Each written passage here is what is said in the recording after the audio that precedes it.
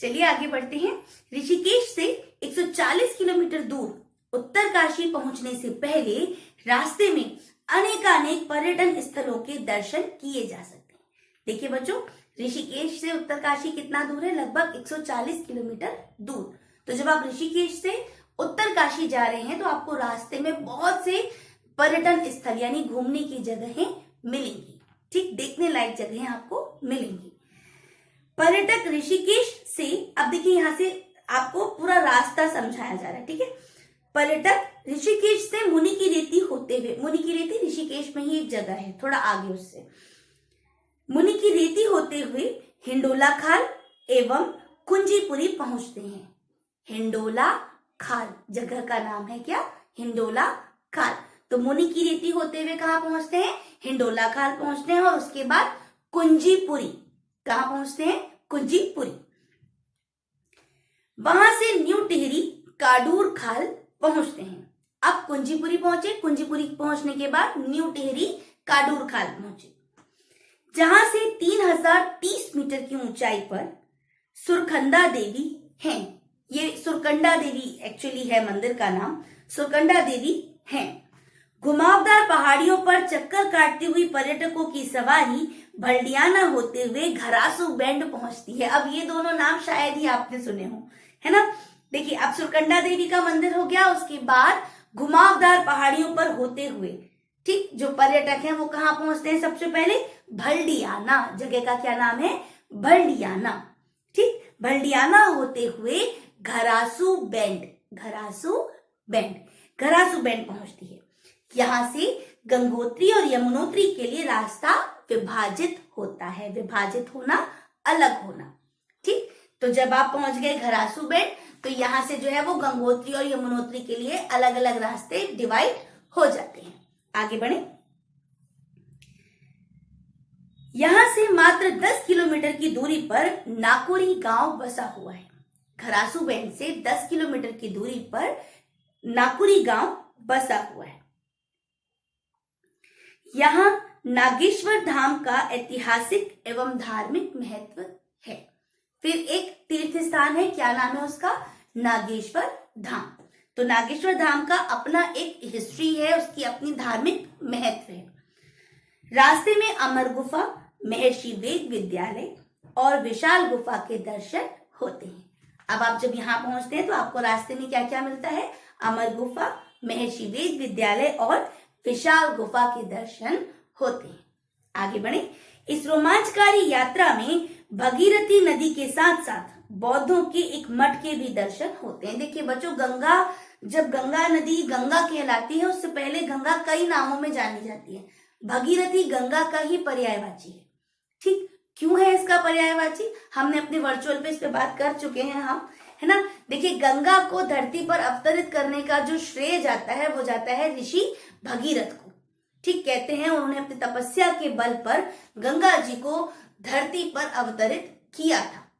Right, तो बाकी जो लोग थे जो मूर्छित पड़े थे, ये कहानी कभी हम आपको जरूर सुनाएंगे।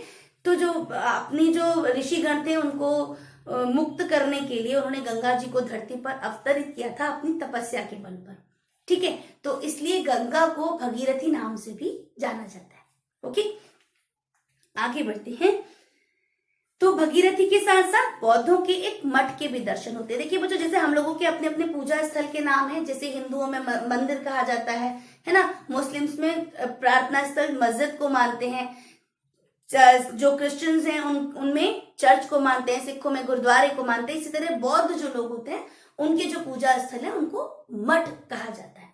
ठीक, तो बौद्धों के एक मठ के भी दर्शन होते हैं। नागेश्वर धाम से गंगोत्री और यमुनोत्री दोनों समान दूरी पर है। लगभग 110 किलोमीटर की दूरी पर दोनों जगह हैं। नागेश्वर धाम से 110 किलोमीटर की दूरी पर गंगोत्री है और 110 किलोमीटर की दूरी पर ही यमुनोत्री है। आगे बढ़े। यह स्थल आदिकाल से ही ऋषि मुनियों को प्रिय रहा है। प्रिय लगना, अच्छा लगना, है ना। आदिकाल से यानी प्राचीन समय से, पहले से, तो पहले से ही ये चीज रही है कि यहाँ की जो ऋषि मुनि है उनको ये स्थान अच्छा लगता है। यह धाम परम पवित्र 12 ज्योतिर्लिंगों का मूल स्वरूप है।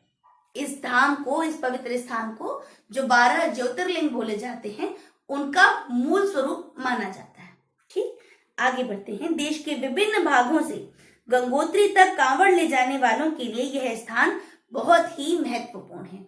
जो लोग गंगोत्री तक कांवड़ लेके, आपने देखा होगा सावन में लोग कांवड़ लेके जाते हैं शिव जी को जल चढ़ाने, वही चीज है। तो जो लोग गंगोत्री तक जाते हैं जल के लिए, वो जो है उन लोगों के लिए ये स्थान नागेश्वर धाम बहुत ही ज्यादा इंपॉर्टेंट है। ठीक, उसका बहुत महत्व है।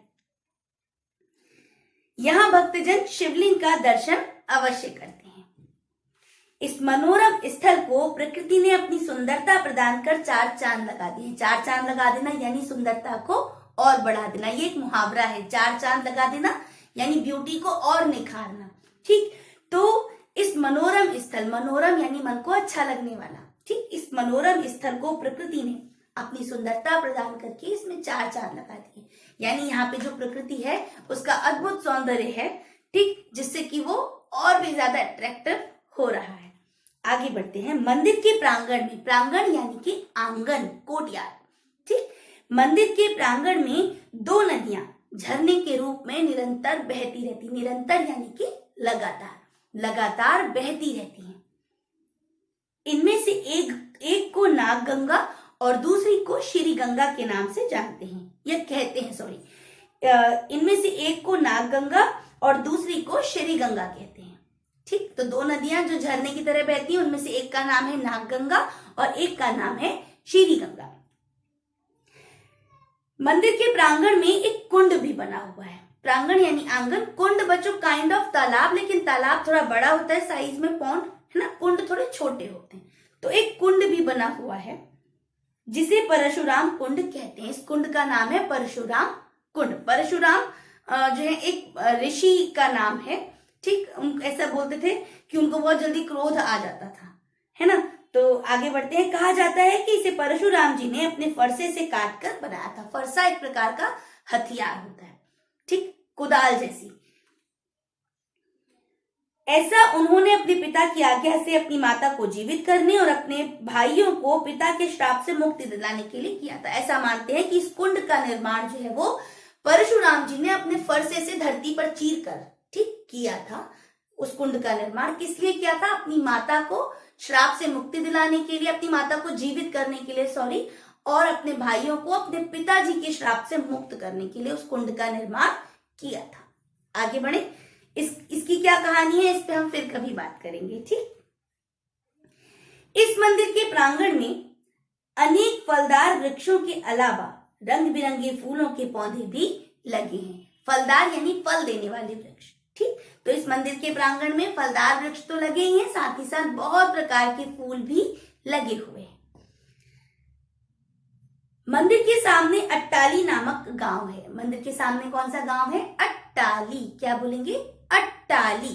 ठीक, यहाँ सीढ़ी नुमा खेत, पहाड़ों पर खिले रंग बिरंगे फूल, सरसों और गेहूं की बालियां गांव के सौंदर्य को 4 चांद लगाती हैं। देखिए बच्चों, जैसे हमारे ना हम प्लेन्स में रहते हैं, मैदानों में रहते हैं, तो यहाँ के जो खेत होते हैं वो बिल्कुल अलग होते हैं। मैदान होता है सीधा सपाट मैदान, ठीक, पहाड़ों पर मैदानी एरिया तो नहीं होता, इसलिए तो वो पहाड़ है।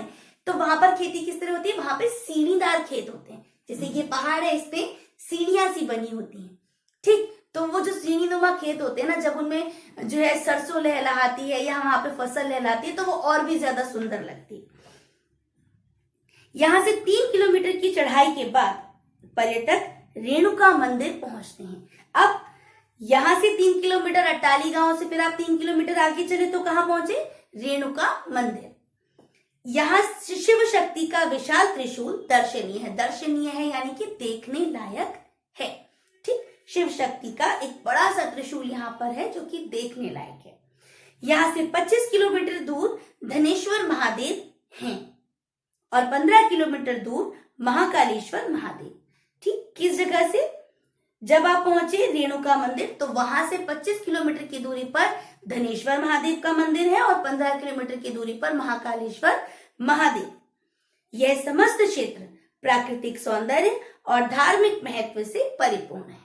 ठीक, तो ये जितना भी एरिया है ये बेसिकली एक तीर्थ है, एक पवित्र स्थान है जिससे कि लोगों की धार्मिक आस्थाएं जुड़ी हुई है।